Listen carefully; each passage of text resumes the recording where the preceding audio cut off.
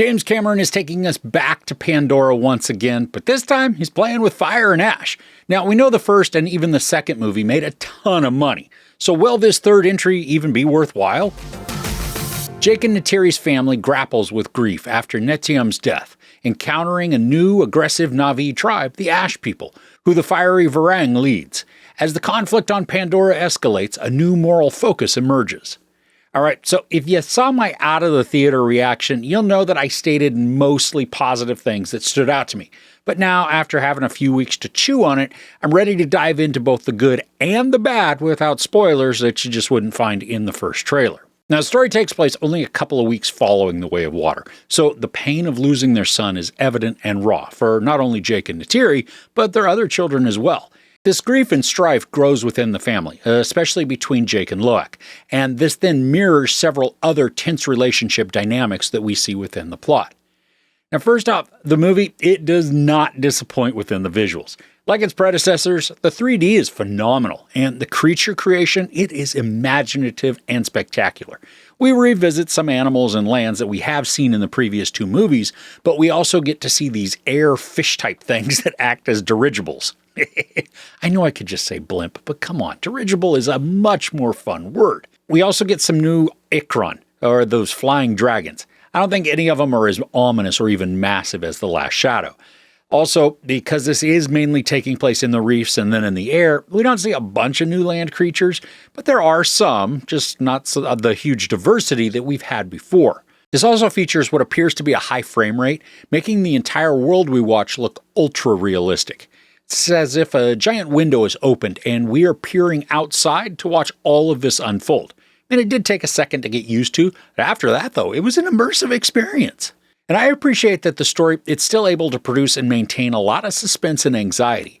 Just like with the other movies, this features some brutal battles that can be chaotic and frenzied. And the last third-ish of the movie, within this big battle, there are some aerial shots that kind of reminded me of World War II films, where the skies are just littered with planes and dogfights are taking place just about everywhere that you'd look. And at points, it was difficult to discern what was going on because the camera was just bouncing us around different areas of the sky, so then it could then focus on a particular moment of action. Thanks, though, to certain scenes slowing down a little bit, we're allowed to watch some fun destruction, kind of like in the original Avatar, where all these banshees are just taking on those flying crafts. The ferocity of the Ash People, who are called the Munchies clan, I thought it was exciting, also a bit freaky. They're warriors who pretty much won't stop until they've reached their objective. And this creates some harrowing sequences that involve nail-biting chases, and then moments where I was just holding my breath so that nobody could hear me. It's like, the characters could hear that on the screen and know exactly where everybody's at. But since I am talking about the Munchies clan, the way that they're portrayed is very similar to how Native American tribes have been stereotyped in movies and TV for decades.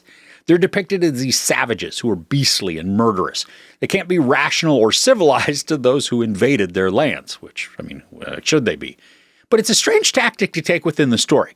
I understand that as humans, we fight amongst ourselves all the time. But for Pandora, there's already a common enemy for the Na'vi, the threatening and aggressive human aliens. So it makes more sense that they would all want to rid the planet of this infestation. And this then leads the story down a very familiar path, where the humans manipulate the fierce Munchies with the promise of some power and weaponry, so that then the two species can fight to conquer the rest of the Na'vi, which then is most likely going to result in the humans betraying the Munchies, because just that's how we do things. But for a story, it's not fresh or unique. The different aspect of this clan, I thought it was intriguing, but behaviors and rituals, they're not really enough to make the narrative feel like it isn't repeating so many other films. The story also focuses on the idea of family. The plot raises questions about who makes up a family. Who do we accept and choose? Is it only blood relations? And what happens when there's anger and strife amongst those family members? And what's the acceptable response for perceived betrayal? Now, some of these, they're repeated themes from the first film, especially as they relate to who makes up a family and then what the response should be for perceived betrayal. And there are some pointed, painful conversations here. At times, I don't think Jake comes across as sympathetic or even a rational character. He slips into soldier mode very easily, and this isn't the first time that we've watched it. but it makes it hard to side with him, even when his outbursts are rooted in the desire to keep his family safe, while also knowing that he's helpless in so many of the situations. Another avenue the story focuses on in terms of family is that with Spider. His dynamic, it's always been intriguing, especially when he feels conflicted about where his loyalty lies. Now, I appreciated how the writing delved deeper into this area and then forced the characters to have some conversations that dove headfirst into this relational discomfort. There's a tense storyline centered around Spider, leading to a nervously raw scenario. I mean, it was powerful and vivid, and it could even bring a tear to your eyes. I think the focus on family was a good choice, as it allows for a relatable arc that then can be addressed through multiple viewpoints. And the story never dwelled on these longer than it needed to, so the messages, they weren't beating us over the head with relational counseling, but they also weren't pointed and direct enough to not be missed. And they also didn't drag down the story repetitively or overtly. Another area the story continues to address is hubris. We've seen it in each of the other films, and here one is a repeated behavior from a previous character, while the other is showcased from a new addition within the Munchies clan. Una Chaplin plays Varang, the priestess and chief of the Munchies, and she is not somebody that you'd want to cross.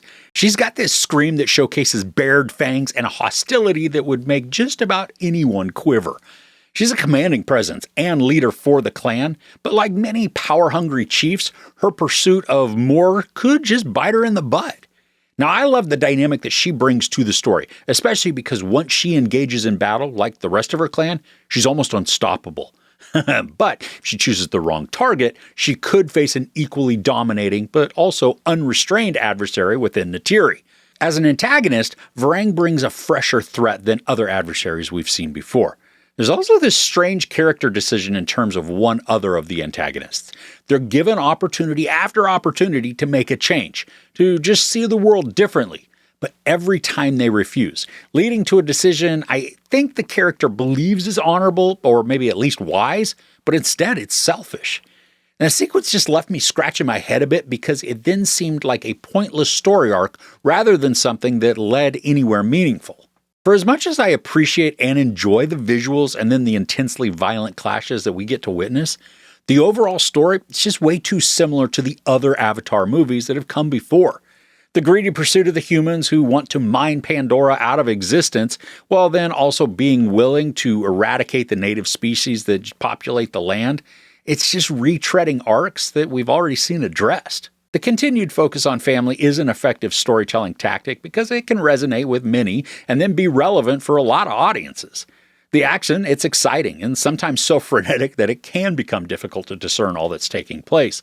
But the visuals, including the imaginative creature and landscape designs, are entrancing with rich colors and an immersive quality that sucks us into the world of the Na'vi. I would have preferred to get more depth on one segment of people that we meet because they come into the story abruptly and then exit just as quickly. The actors put on a wonderful performance, creating palpable emotion despite acting in front of settings that they can't even see.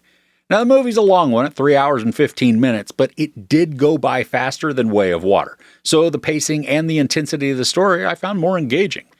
And I did enjoy this movie, but I'm still not sure we needed another adventure inside the world of Pandora.